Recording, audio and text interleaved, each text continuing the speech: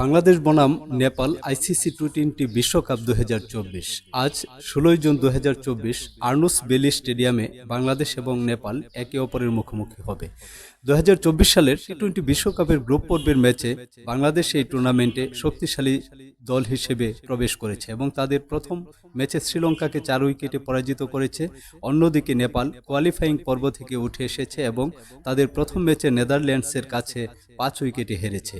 এই ম্যাচে বাংলাদেশ স্পষ্ট পছন্দের দল হিসেবে বিবেচিত হবে। তাদের ব্যাটিং এবং বোলিং দুটি শক্তিশালী এবং তারা অভিজ্ঞতা ও আত্মবিশ্বাসের দিক থেকে নেপালের চেয়ে এগিয়ে। তবে ক্রিকেটে অপ্রত্যাশিত ঘটনা ঘটতে পারে এবং নেপাল যদি তাদের সেরা খেলা খেলতে পারে তবে তারা বাংলাদেশকে চ্যালেঞ্জ করতে পারবে।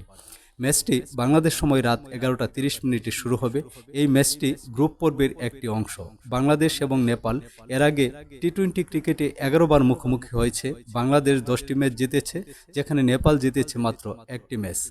আপনি কিভাবে ম্যাচটি দেখতে পারবেন? বাংলাদেশে ম্যাচটি বিটিভি, টি স্পোর্টস, জিটিভিতে প্রচারিত হবে।